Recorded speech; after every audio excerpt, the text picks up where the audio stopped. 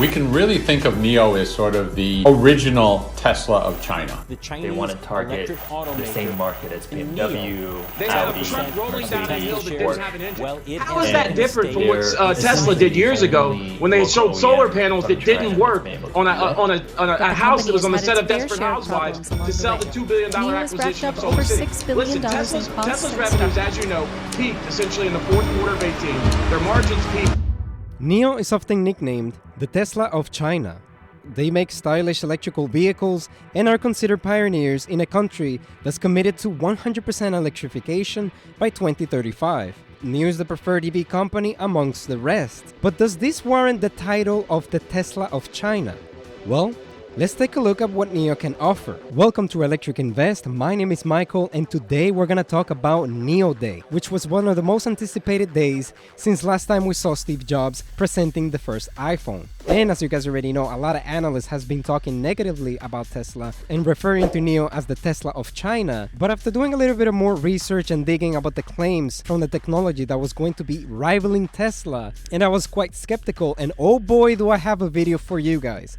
You do want to make sure to watch until the end, because I'm going to explain to you guys the research that I found that actually makes me not very convinced that Nio Day was such a big deal as people like to point out. If you find this video informative in any shape and form and you enjoy the content, do make sure to subscribe to Electric Invest and hit the notification bell so you don't miss the next video. And without further ado, let's begin.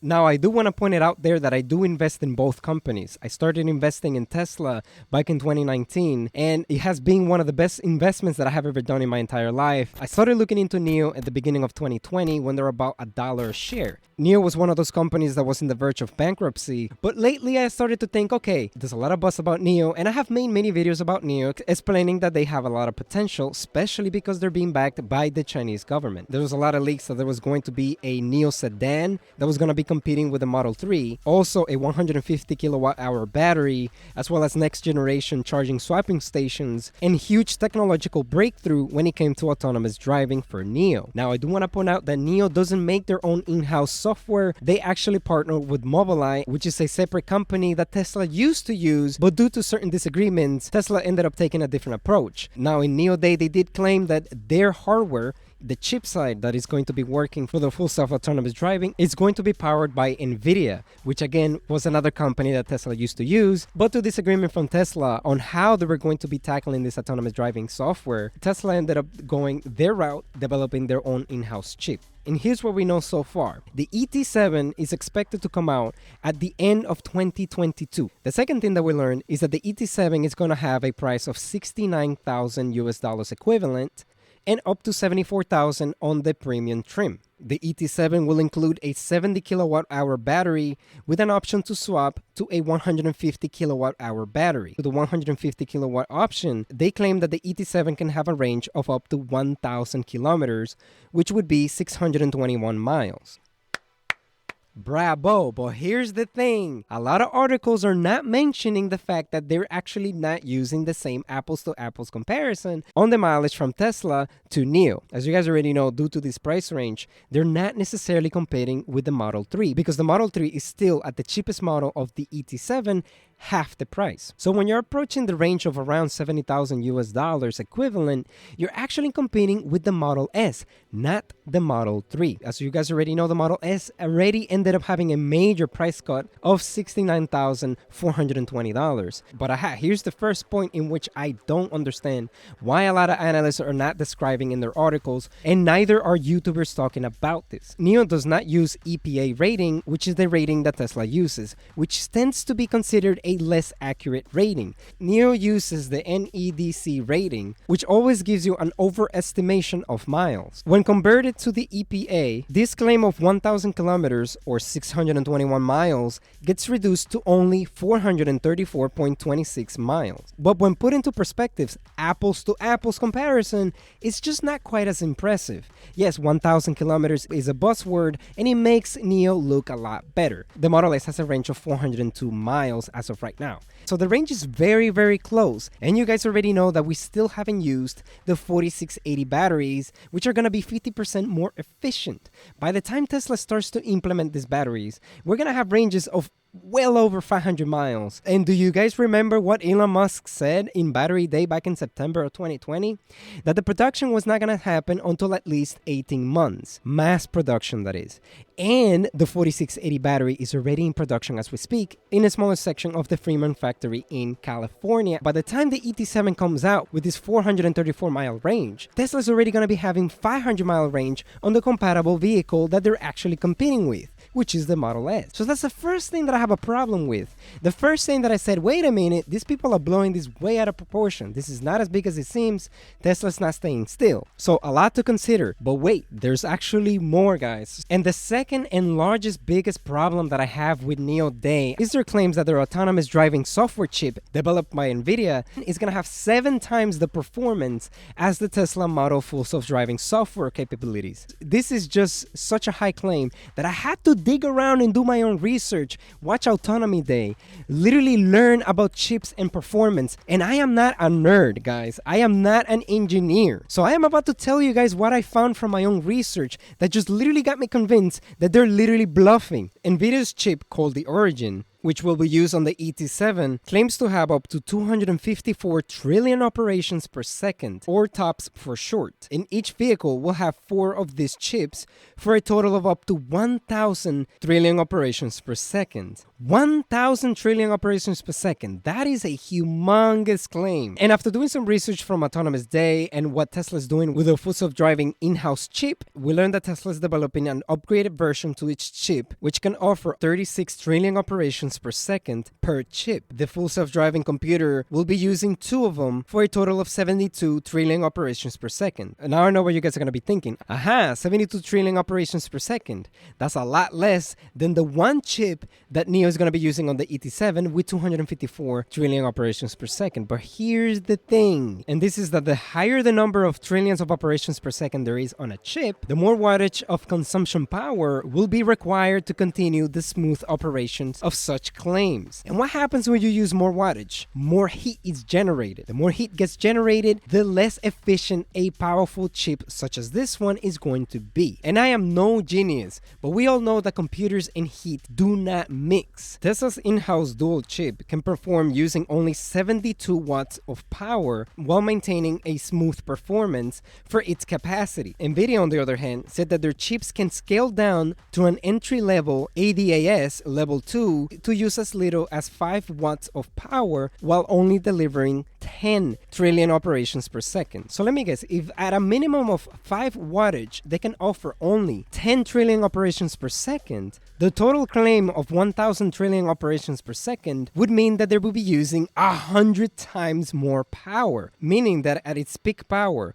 this chip will require a whopping 500 watts just to operate as intended. This is insanely high wattage usage for a computer chip that will be enclosed in a small environment that will need to be cooled and temperature controlled. I don't know about you guys, but I use a gaming computer and its computing power is not even that high. And it already needs some gigantic fans and cooling just to keep it operational. And for the cherry on top of the ice cream, that they will deliver the redundancy and diversity necessary for safe autonomous operation, which if you take a look at the word redundancy, it literally means the state of being not or no longer needed or useful. In other words, if the power is too high, performance is going to suffer. Definitely they're going to be redundant about it, making the power not be as high at all times. That's why they said up to 1,000, at the ideal conditions. Think about it like this.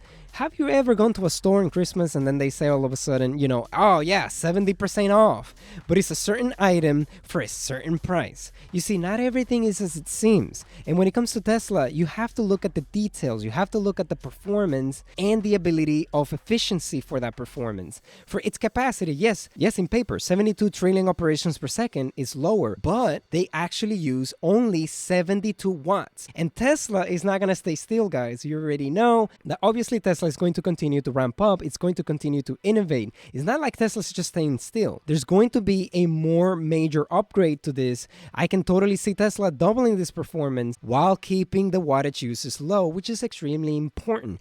This is something that got got me skeptical about the whole Nio day. I was like, are you serious, dude? Like, I'm not an engineer, but please, guys, if you are an engineer and you understand what I just said, help me out in the comment section below. Because, in order to make their numbers sound right, they offer this much. There's also physical limitations that we have to keep in mind that most people just don't understand yet. They hear these numbers, 1,000 kilometers and 1,000 trailing operations per second, but they don't consider the physical limitations of such a high power at all times, at all conditions, in any moment that will be needed for their Nio car to perform as intended.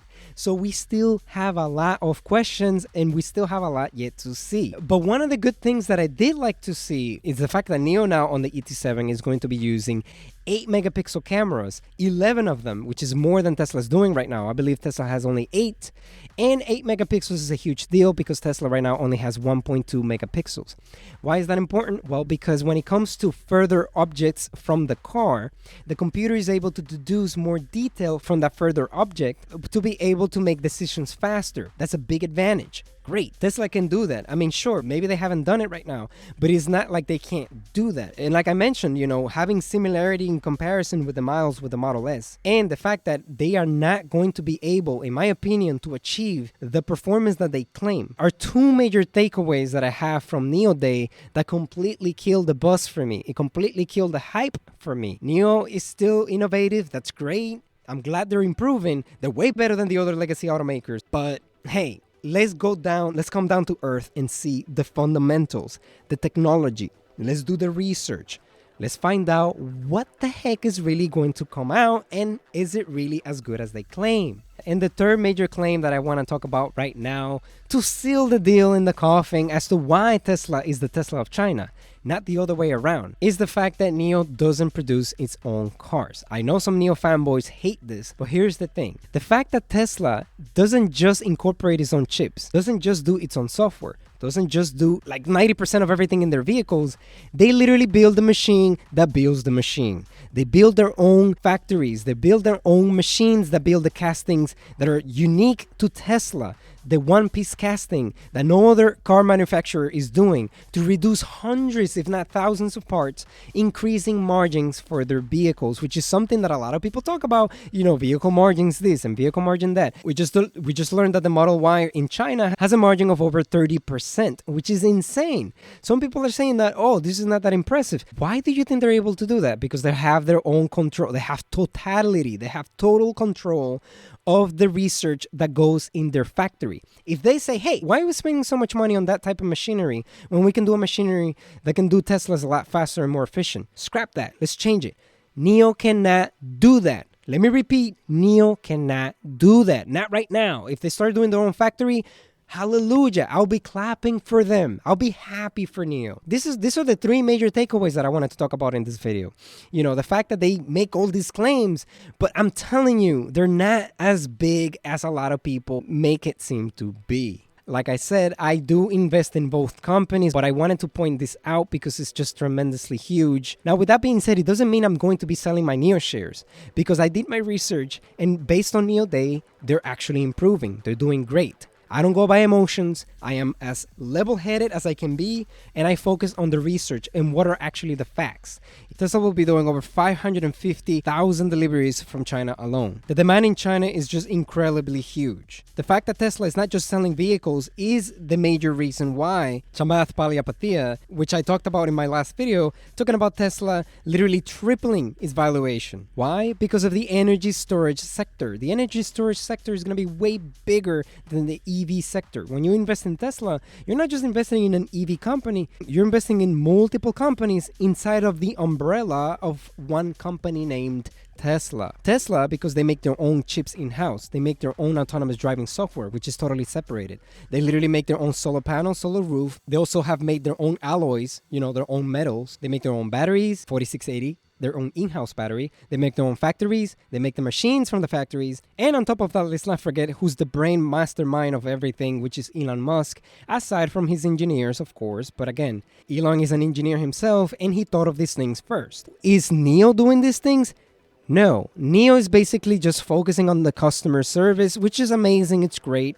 They're doing something compelling. They're bringing competition, which is great.